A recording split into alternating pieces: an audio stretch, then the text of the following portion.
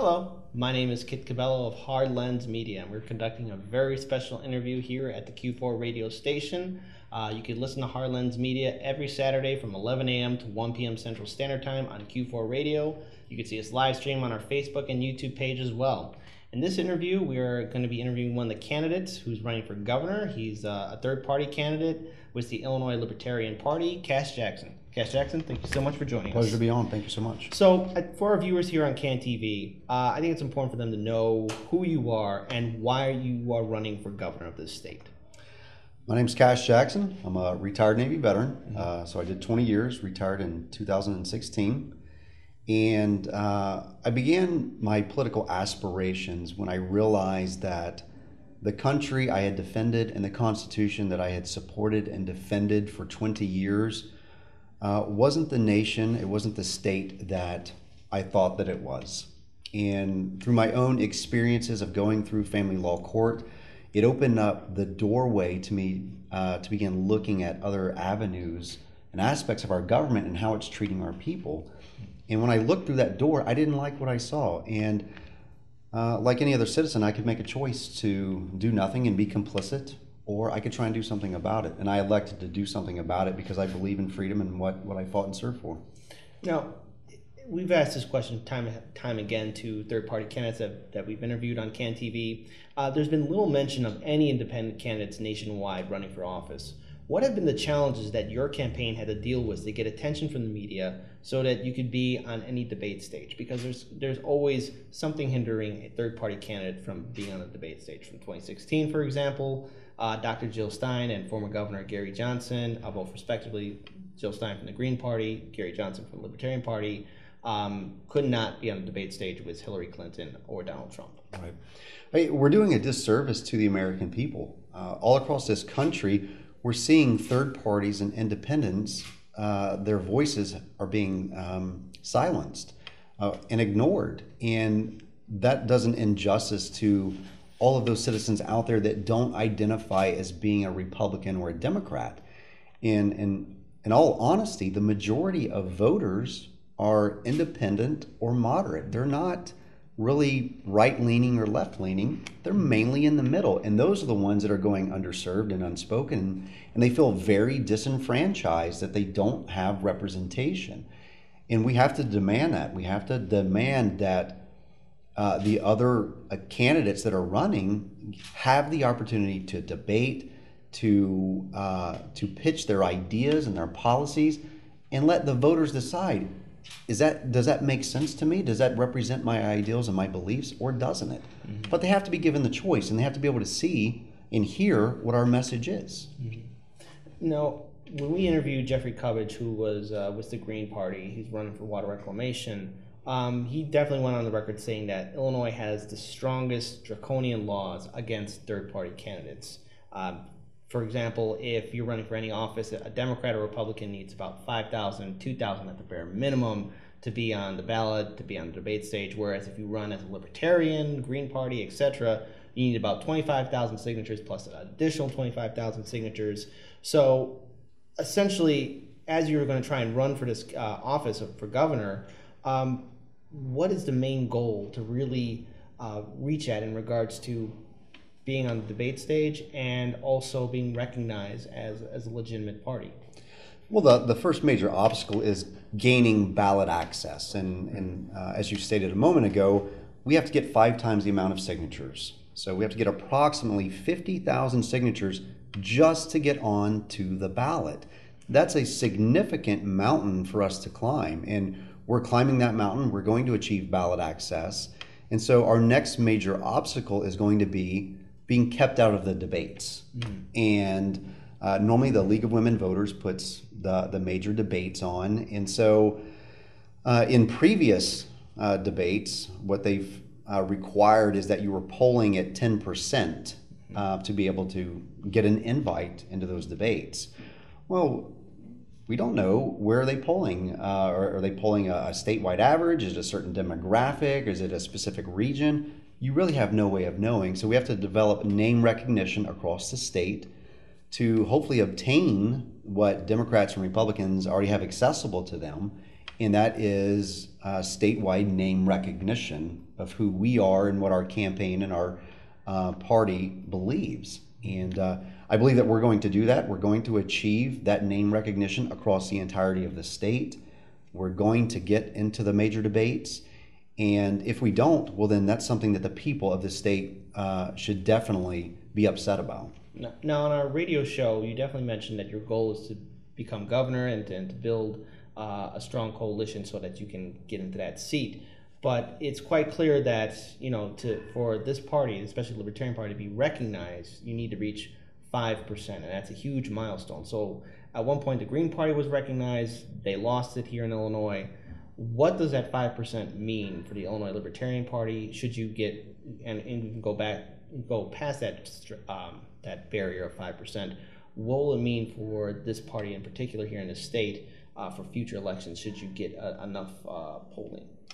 Well, achieving 5% in the general election is the first milestone in going to the governor's office. Mm-hmm. And it's one that we need to achieve. It's important for libertarians and the entirety of the state. Let me say this directly to the camera. This is why it's so important that we establish a third party like the Libertarian Party. We have the establishment and Republicans and Democrats. In order for us to begin to break down the establishment and the status quo of an authoritarian state, you need third-party challengers that will seek to reduce government, reduce the overall size of government. Getting that 5% is what frees up ballot access to where we don't have such a cumbersome load to get onto the ballot and challenge these Republicans and Democrats that have been just buried themselves in the political machine. We want to break down the political machine, but to do so, we have to hit the milestone of 5% in the general election. And when we do that, we're going to do just like what we're doing in McLean County right now, where we've got, I think, 7 or 8 people running for local offices because Gary Johnson broke 5% in that county. And so when we do that statewide in a statewide election, then we can duplicate that all across the state, and we can begin challenging these these incumbents and these people that just stay in office for so long. We want to get them out of there and get new blood in.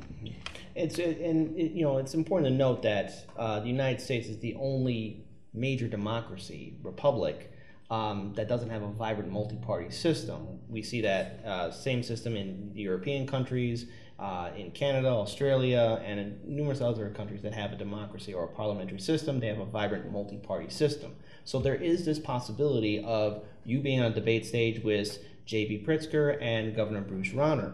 And again, this is going to be the most expensive governor's race, not in Illinois history, but in American history, period. So when you're up on that debate stage, you're going to be speaking about the issues. So one, why should the people of Illinois consider you as governor, and what are the main issues that you are fighting for that will separate you from Governor Bruce Rauner and J.B. Pritzker? Illinois citizens should vote for me because I don't have a party boss, I don't have a political action committee, I don't have lobbyists or special interest groups that I have to answer to. I am beholden to no person other than every single citizen of Illinois in representing maximum freedom for all people. And I'm the only candidate that comes to Illinois with that message of maximizing freedom for all people, not just a conservative base or a liberal base. For every single man, woman, and child, they deserve the maximum amount of freedom humanly possible without government intervention. Mm-hmm. And that's exactly what I'm going to bring to the table that the other candidates do not offer. And of course, there's a lot of other issues too that you're very important for your campaign that you feel that should be given more attention. For example, talk about parents and fathers' rights. Explain to our audience why that's important for you, why that's a key issue for you. Well, it's actually not fathers' rights. It's kind of a misnomer because I speak a lot and I recite statistics of children that come from fatherless homes.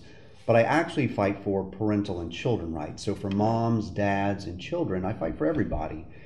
And it is an important issue. It's not the most important issue to voters in the state, but it's one that's really important to me. Mm-hmm. The most important issues facing our state is lack of transparency and accountability in our government. We can see that in the Chicago public schools scandal and what's happening now with the rape and sexual assault and sexual abuse issues that have been here now for quite some time. Especially in Springfield as well. Right. In Springfield, having the same claims. Vulnerable people are not being protected the way that they should be. That was my job in the military, was to support and defend the Constitution and defend our republic. That was my job. And I think that I did a very good job of that. And I want to continue to do that here in Illinois.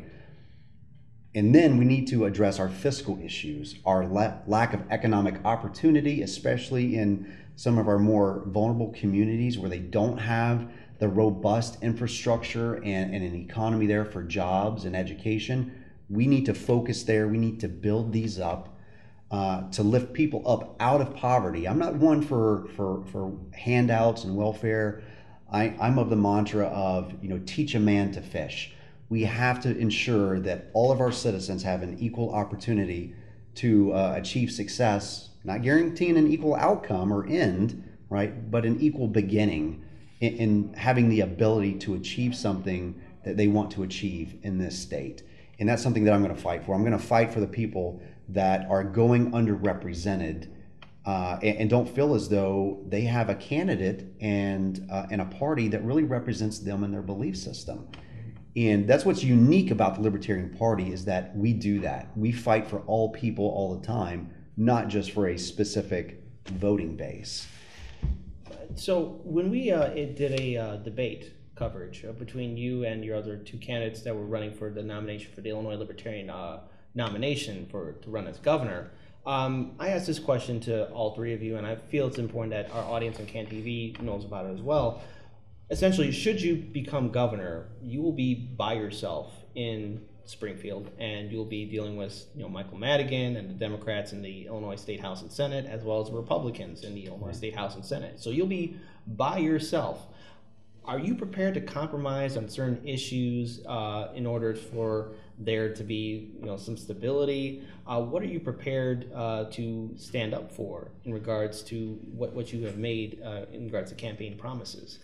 Well, the only promise that I can make is I'm going to fight as hard as I can for all people, again, to maximize freedom for all people. And what must be done as the executive leader of this state is fostering and developing relationships on both sides of the political spectrum, understanding what people of this state are looking for, what they deserve, and finding the best roadmap to give that to them, right? It's not giving Democrats what they want or Republicans what they want. It's doing what's in the best interest of all people.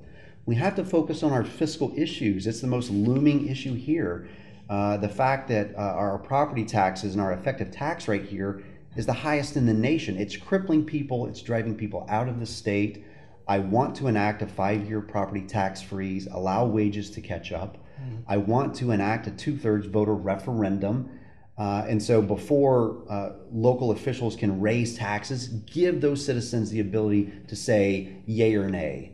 And then tie any future tax revenues like that to GDP. If our GDP and our economic health is poor, we have no business raising taxes. We have to rein in state spending. That's the most important thing. Now, of course, just so that everyone knows this, especially to our viewers who of course, are in Illinois or live in Chicago, for 2 years, Illinois was going without a budget, and there was a fight between Speaker of the House Michael Madigan and Governor Bruce Rauner, and it clearly left an impact on the state. It's caused a huge flight of people leaving our state, businesses as well. So currently, we do have a budget, and there is concern that should Governor Bruce Rauner come into office, there might be another showdown between him and Michael Madigan. Some people don't know whether or not J.B. Pritzker can actually get this budget working again. What is your plan in regards to basically getting Illinois to be solvent with the aftermath of the budgetary crisis, and how do we avoid another one? Well, what we can't do is continue to do business the same way that we've been doing it. And the largest fiscal issue that we have above even property taxes is that of our pensions, the unfunded pensions. We've got somewhere in the neighborhood of 150 to 230 billion in unfunded pensions. We have to significantly change course on that.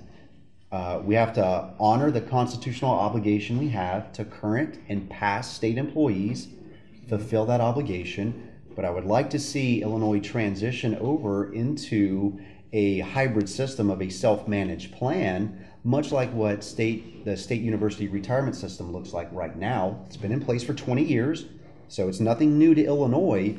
It's just only been available to university employees.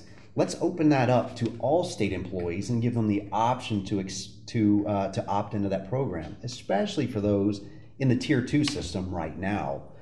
And I think that if we do that, that sends a message to the credit agencies that, hey, we're going to change business. We need to begin elevating our credit rating.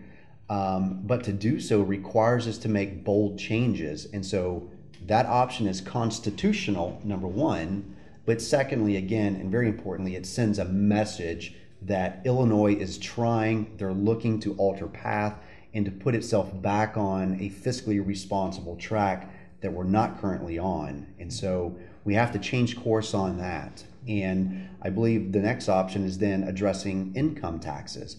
I don't want to increase taxes at all. Okay, again, we need to address state spending since it's outpaced economic growth by 25% over the last 10, 12 years. Mm-hmm.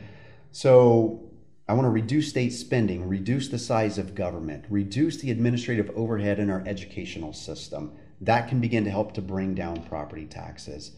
And we've got a multifaceted plan to address the fiscal issues. And a lot of what I draw upon comes from WirePoint's Ted Dabrowski. He's a financial expert and has laid out just some fantastic fiscal solutions to these looming problems. And I'm open to ideas, though. I want people to know that. I'm open to ideas and hearing different perspectives, and I think that that's what's really important and missing here, is that we don't shut down the conversation.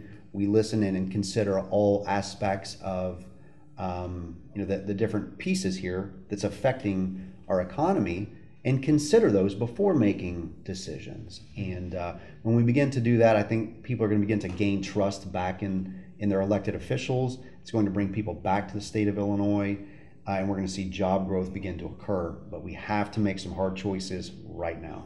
Now, one issue that people are bringing up that could solve the budgetary crisis. Now, it's not a magic solution, but it might lead to some more business opportunities and more revenue, and that is the legalization of cannabis in our state. Currently, Governor Bruce Rauner has signed legislation to pass medical cannabis protections and laws here in the state. And J.B. Pritzker has gone on the record, especially during the primary, to get the nomination that he would support cannabis legalization in our state. Now, whether or not Governor Bruce Rauner was going to go for recreational use has yet to be seen. He's yet to comment on Senate Bill 316 and House Bill 2353. So as an independent candidate, as a Libertarian candidate, where do you stand on cannabis legalization? And should Senate Bill 316 and House Bill 2353 be presented to you on your desk, will you support that legislation? I would absolutely support the legislation that fully legalizes cannabis in all aspects. Cannabis should be no more regulated for a private citizen than that of a tomato plant. It's a naturally occurring substance. It is not a drug. Mm-hmm. It is something that was put here by God or nature, whatever your belief system is. But it was put here for the use of human beings, and we should be able to capitalize on that. I wouldn't want to tax it until we can identify specifically where those funds would go. I think that it would be great to use those funds to expand mental health services across the state, mm-hmm. to help to address the opiate epidemic that we're experiencing, and to just to allow free men and free women to live as God intended them to, as free men and free women, not being dictated to and regulated by our government. And I think that's one of the things that sets me apart from, say, a J.B. Pritzker or the Democratic Party, is that there should be less regulation, not more. I don't want to see the government or special interest or large corporations have a monopoly on cannabis. They shouldn't. We've been putting people in prisons in cages for years because they sold it or grew it or smoked it or whatever.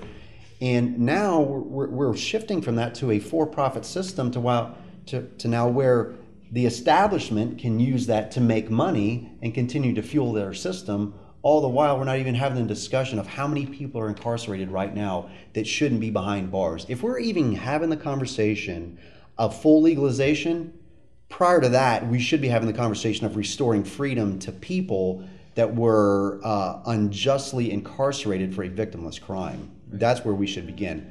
Get those people out of prison, get them out of jail, and sure, legalize it. And you know what? If you went to jail for selling cannabis, well, you know what? You've already got some experience with sales. So I would love to help you in a trades program to get into sales and marketing to sell and market legal cannabis. And it's quite clear that the war on drugs, specifically cannabis, was definitely targeted at minority communities, black and brown communities, working class communities, and it was basically used to keep people systematically imprisoned. And of course, there's the for-profit prison industry and alcohol and tobacco lobby groups that will do everything that they can to keep this war on drugs going on. So of course, there is the question of Jeff Sessions. Now, Donald Trump yesterday stated that he's looking into legalizing cannabis, but Jeff Sessions still has his dream to reignite the war on cannabis and reinstitute programs like DARE, which have failed miserably. Right. So should you get a call from Jeff Sessions, and if you're a governor, and he's stating that he's going to interfere on the Illinois state right of cannabis legalization, what are you prepared to do to protect consumers, people who use it for medicinal use, and the businesses that could possibly be set up here in Illinois? I don't think that Jeff Sessions wants to enter into a war with the individual states, because you're talking about states' rights. You're talking about a 10th Amendment right for Illinois voters to decide what's good for them and their communities, not Jeff Sessions. I am fundamentally opposed to federal overreach and government overreach in any aspect. Again, this is a natural right you have as a human being to be able to use and consume what you want to. Whether or not I agree with it is irrelevant. Whether or not Jeff Sessions and the federal government or anybody else agrees is irrelevant. You have a natural right to your body and to do with it as you choose. And the government shouldn't dictate that. So what I'm prepared to do is to go toe-to-toe with Mr. Jeff Sessions, and I might have to sit down in this chair to look him in the eye, but nonetheless, we would have a very stern conversation about, who. I don't know if we're going to have to cut this out. Oh, that's fine. We're keeping it in because that's funny. This is our state. It's not Jeff Sessions' state. And of course, as we progress further into this election, it's quite clear that there is a growing number of Americans that are identifying themselves as independents. And the aftermath of the 2016 presidential election cycle has convinced many, not a whole bunch, but many, that perhaps we need to walk away from the two-party establishment system. So, of course, corporate media is going to continue to say that you're a spoil vote, that you're going to divide the vote. What do you say to critics who state that your campaign is just going to get in the way and you're going to stop either J.B. Pritzker or Governor Bruce Rauner from becoming governor, and that you're going to take away votes? Well, I'm going to tell you, you should have worked harder. You should have got out there and supported your candidate. You should have ignited your voting base. If your candidate loses and you want to place blame upon a third-party candidate, you're very misguided, and you're not taking personal responsibility for you and your party. I have as much of a right as any other person to seek political office for whatever my reasons, whatever those might be. But no Republican and no Democrat is entitled to a person's vote. Okay, we need to get rid of that idea and that concept that you're somehow entitled in. And I have this debate a lot with conservatives and liberals, that they think that somehow that somebody who voted for a third-party candidate, if that candidate hadn't been present, would have voted for their candidate. That's not the case. Oftentimes, they just wouldn't even vote. They would be part of those who didn't vote because they didn't have an option that they liked, so they chose not to vote. We pull an equal amount from a liberal base, a conservative base, an independent base. But every vote I get is because I got out there and I worked hard and I earned that vote. I didn't expect it to be given to me simply because I have an L next to my name or because I wasn't a Democrat or a Republican. I earned them. Why is there so much resistance towards third parties getting on the ballot? Why do you think that the media is definitely out to at least hold third parties from being part of the conversation? Well, part of it is great ratings come from fear, driving fear in the populace. that if you vote for this candidate, then this monster is going to get elected and the world's going to come to an end. Fear is a powerful tool that is utilized by the media and by politicians.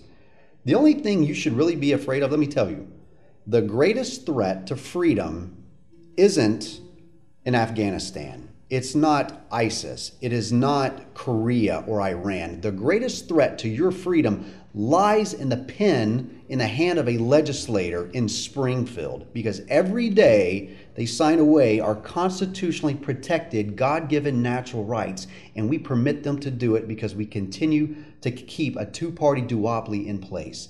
If you want to end that, and if you want to expand personal freedom, you break down the two-party system and you elect somebody like myself who's going to maximize freedom for all people. What will it take to really have open transparency in Springfield? Because currently the situation is that right now Michael Madigan is dealing with some of his aides and lieutenants that have been accused of sexual assault and harassment, and there's many other issues too impacting Springfield, to where people are looking at it as a place where nothing is done. There's a whole bunch of corruption. So what will it take for there to be true open transparency for the people of Illinois to put trust into Springfield again? You start ripping out red light cameras all through Chicago and you install them inside the legislators' offices. That's what you do, right? You take something unconstitutional that is infringing upon our rights as people, and you take it and use it as a benefit. You may not believe in God. I personally do, but I believe that God uses all things to his benefit, right, and to accomplish his goal. We should do the same thing. Take something that was intended for bad, rip those cameras out, put them in the legislators' offices, put them in judges' chambers, put them inside the courtrooms where people are feeling injustices are occurring, open up closed-circuit television, and give people the free and open access to see and hear every single thing that's transpiring. If I'm in the governor's office, there should be no reason why you shouldn't go to a Facebook live feed and listen to me on the phone. Right. You should be able to hear every conversation I have, read every email that I exchange. There should be 100% transparency. And when you begin to knock down the walls and the windows and you let the light in, guess what? Light is the best disinfectant for bacteria. And we need to let the light in. You want to cure the disease of Springfield? Develop transparency, and I'm going to do it in a capacity which they've never seen. All right, and final question. I'm pretty sure a lot of our viewers are going to want to learn more about your campaign. Hopefully you're able to, definitely get on the ballot and be on the debate stage so that people can learn more about you. So where can they find you on social media, and where is your campaign website so that perhaps people can learn more about your campaign and possibly volunteer or donate? You can go right to Kash2018.com, so that's Kash with a K, 2018.com. You can find me on Facebook, I'm on Twitter, and on Instagram. So pick one of those avenues, reach out to me, and I'm even willing to reach out and personally call people. So if you send me a direct message on Facebook, I normally respond to those. Send me your phone number, and I'll pick up the phone and give you a call, and you can voice any concerns or ideas or solutions that you want to propose. And you can do it personally with a gubernatorial candidate. All right. Well, Cash Jackson, thank you so much for joining Heartlands Media. We're glad to have you on the Q4 radio show as well as our Can TV show. You are one of the few governor candidates that have actually reached out to us. So to Governor Bruce Rauner and J.B. Pritzker, Heartlands Media invites you to be on our show and on Can TV so that we can at least understand where you two stand on the issues. Other than that, peace, everyone, and let's all do we can to build a better future. And you can learn more about Heartlands Media at our website, heartlandsmedia.com. Take care, everyone.